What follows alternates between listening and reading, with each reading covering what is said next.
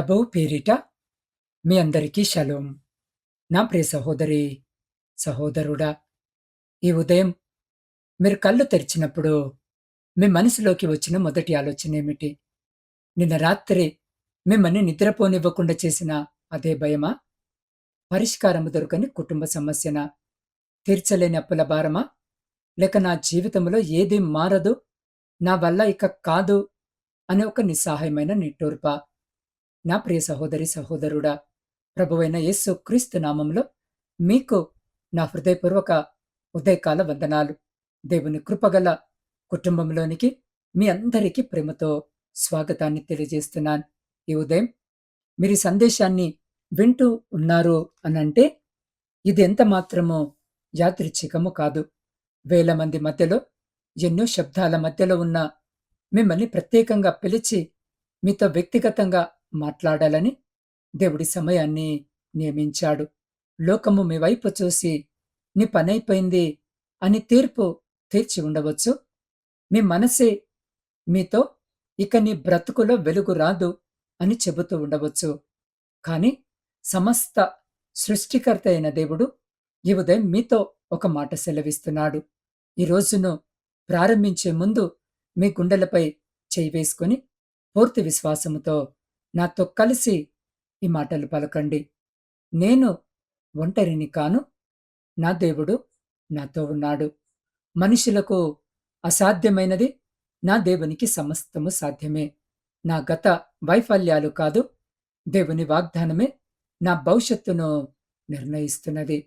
ప్రియులారా, మనం వాక్య ధ్యానంలోనికి అడుగు పెట్టే ముందు ఈ చిన్న ప్రార్థనతో మన హృదయాలను ఆయన సన్నిధిలో సమర్పిద్దాం.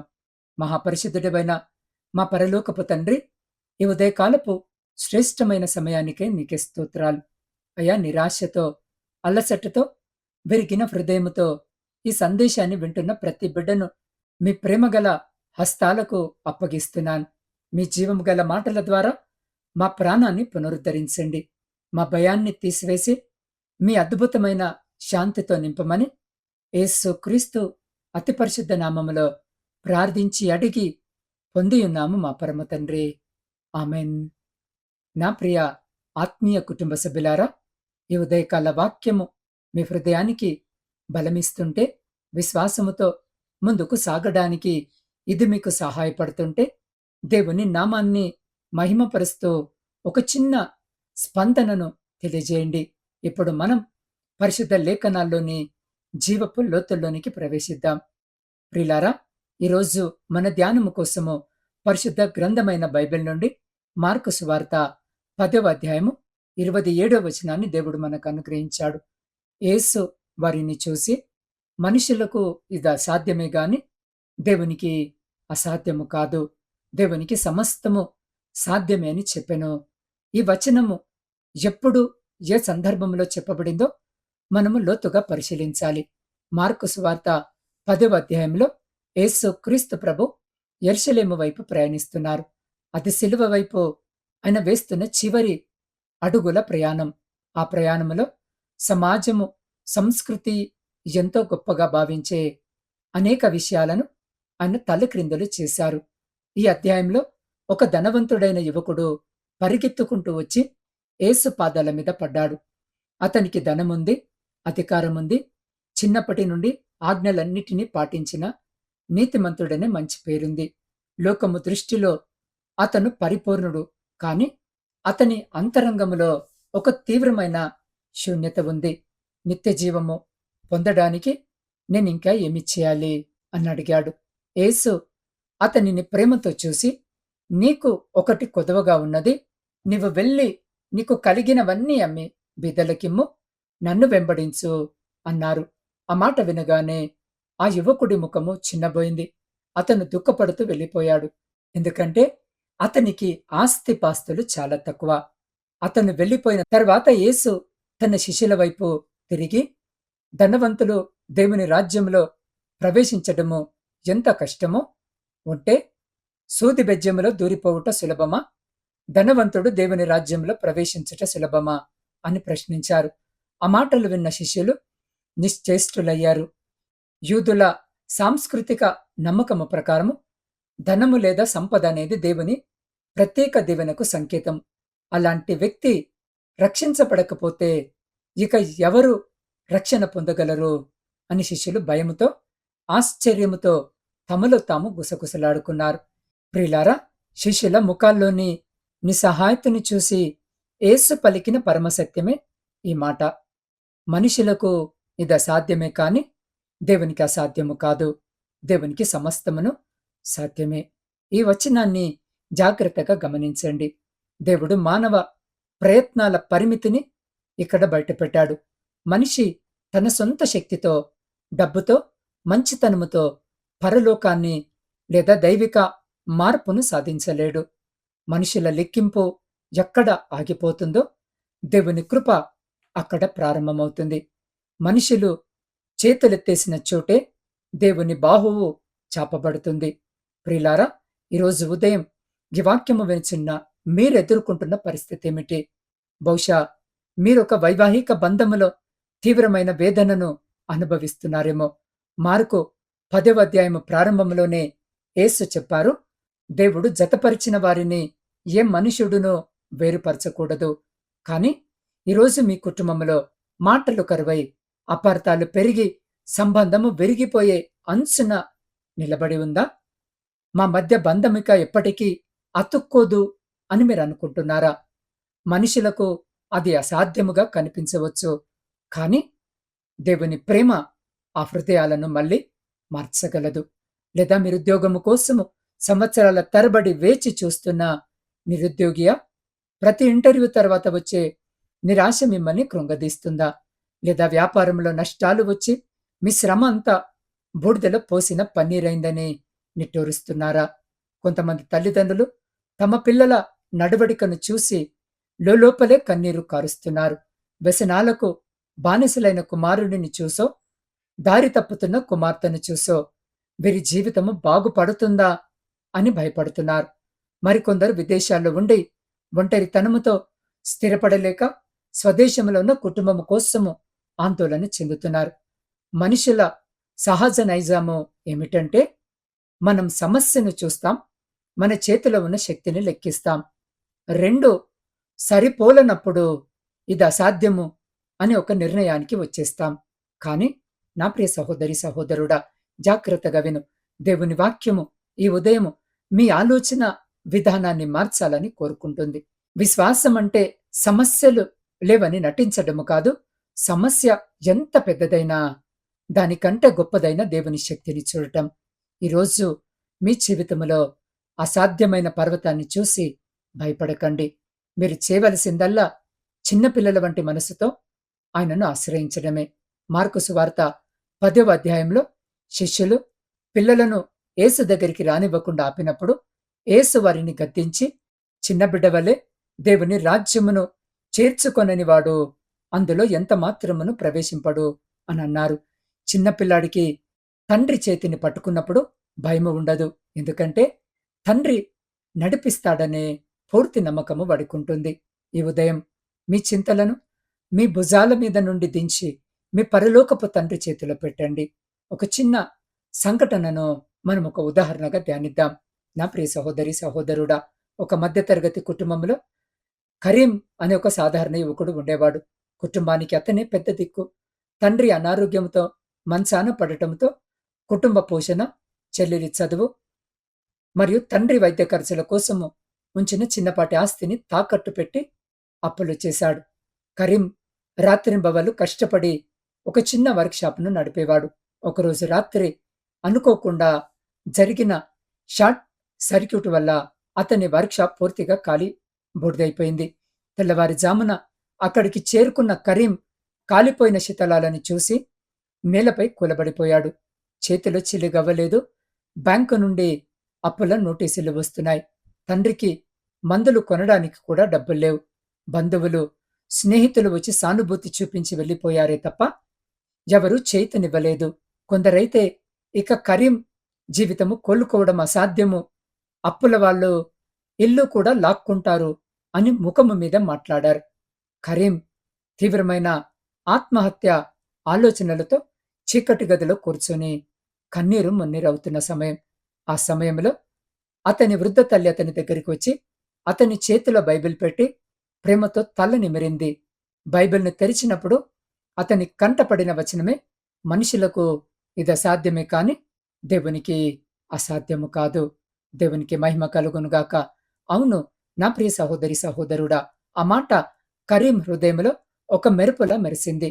లోకం నా పనైపోయింది అన్నది కాని, నా దేవుడు ఇంకా ముగింపు పలకలేదని మోకాళ్ళూని హృదయపూర్వకంగా ప్రార్థించాడు. తన భయాన్ని, నిరాశను దేవుని పాదాల దగ్గర విడిచిపెట్టాడు. మరుసటి రోజు ఉదయం అతను ఖాళీగా కూర్చోలేదు. అతని దగ్గర మిగిలిన చిన్నపాటి పనిముట్లను తీసుకొని ఇతరుల వర్క్షాపులో రోజువారీ కూలీగా పనిచేయడం ప్రారంభించాడు. అవమానాలను భరించాడు. దేవుని మీద నమ్మకముతో ప్రతిరోజు నిజాయితీగా రెట్టింపు ఉత్సాహముతో శ్రమించాడు. దేవుడు అతని చేతి కష్టాన్ని ఆశీర్వదించాడు. కొన్ని నెలల్లోనే ఒక పెద్ద సంస్థ నుండి అతనికి మంచి కాంట్రాక్ట్ లభించింది. కొన్నేళ్లలోనే అతను తన అప్పులన్నీ తీర్చివేసి గతములో కంటే ఉన్నతమైన స్థితిలో సొంత పరిశ్రమను స్థాపించగలిగాడు. పరిస్థితులు మారడానికి సమయము పట్టింది కానీ దేవుని వాగ్దానంపై ఉన్న నమ్మకము అతనిని నిలబెట్టింది. నా ప్రియ సహోదరి, సహోదరుడా, గుర్తుంచుకోండి, దేవుడు మీ జీవితంలో ఒక అధ్యాయాన్ని ముగించాడంటే అంతకంటే మహిమకరమైన కొత్త అధ్యాయాన్ని ప్రారంభించబోతున్నాడని అర్థం. నా ప్రియ సహోదరి, సహోదరుడా, ప్రార్థనలోనికి వెళ్లే ముందు ఈ వాగ్దానాన్ని మీ వ్యక్తిగత జీవితంపై ప్రకటిస్తూ నాతో కలిసి పూర్తి నిశ్చయితతో చెప్పండి. నా సమస్యల పరిమాణము కంటే నా దేవుని కృప అత్యంత గొప్పది. ఈరోజు నా ముందు మూయబడిన తలుపులను చూసి నేను భయపడను. దేవుడు నా కోసము సరైన మార్గాన్ని తెరుస్తాడు. నేను మనుషుల మాటలను బట్టి కాదు, దేవుని జీవపు వాగ్దానాన్ని బట్టి నడుస్తాను. నా బలహీనతల్లో ఆయన బలము పరిపూర్ణమవుతుంది. నా సమస్త అవసరతలను ఆయన మహిమైశ్వర్యము చొప్పున తీరుస్తాడు. నా ప్రియ సహోదరి, సహోదరుడా, ఈ సమయంలో మనం కళ్ళు మూసుకొని మన హృదయాలను దేవుని వైపుకెత్తి మనమందరము ఏకీభవించి ఈ చివరి ప్రార్థన చేసుకుందాం. సర్వశక్తిమంతుడవు, కృపాసత్య సంపూర్ణుడమైన మా ప్రియ పరలోకపు పరమ తండ్రి, మీ పరిశుద్ధమైన ప్రభావవంతమైన నామమునకు యుగ యుగములు స్తుతి ఘనత మహిమ కలుగునుగాక. తండ్రి, ఉదయకాల సమయంలో మీ పాదాల చింతకు చేరిన ప్రతి బిడ్డను బట్టి మిమ్మల్ని స్తుతిస్తున్నాం. అయ్యా, మార్కు సువార్త 10వ అధ్యాయంలో మీరు పలికిన జీవపు మాటలకై స్తోత్రాలు. మనుషులకు అసాధ్యమైన కార్యాలను మీ దివ్య సంకల్పము ద్వారా సుసాధ్యము చేసే దేవుడవు మీరు. ప్రభువా, ఈ ప్రార్థన వింటున్న కుటుంబాలను మీరు దీవించండి. ఎవరైతే భార్య భర్తల మధ్య సమాధానము లేక మనస్పర్ధలతో విచ్ఛిన్నమయ్యే స్థితిలో ఉన్నారో వారి మధ్యలోని చేదును తొలగించి శిలువ ప్రేమను, క్షమాగుణాన్ని కుమరించండి. దేవుడు జతపరిచిన వారి సంబంధాన్ని మీ పరిశుద్ధాత్మ ప్రేమతో బలపరచండి. తండ్రి, తమ పిల్లల భవిష్యత్తు గురించి, వారి చదువుల గురించి, వారి ఆధ్యాత్మిక జీవితము గురించి ఆందోళన చెందుతున్న తల్లిదండ్రులను ఓదార్చండి. అయ్యా, చిన్న బిడ్డల వలె మిమ్మల్ని ఆశ్రయించే జ్ఞానాన్ని ప్రతి బిడ్డకు దయచేయమని వేడుకుంటున్నాం. దేవా, నిరుద్యోగముతో ఉన్న యవనస్తులకు సరైన ఉద్యోగ ద్వారాలను తెరుమని వేడుకుంటున్నాం.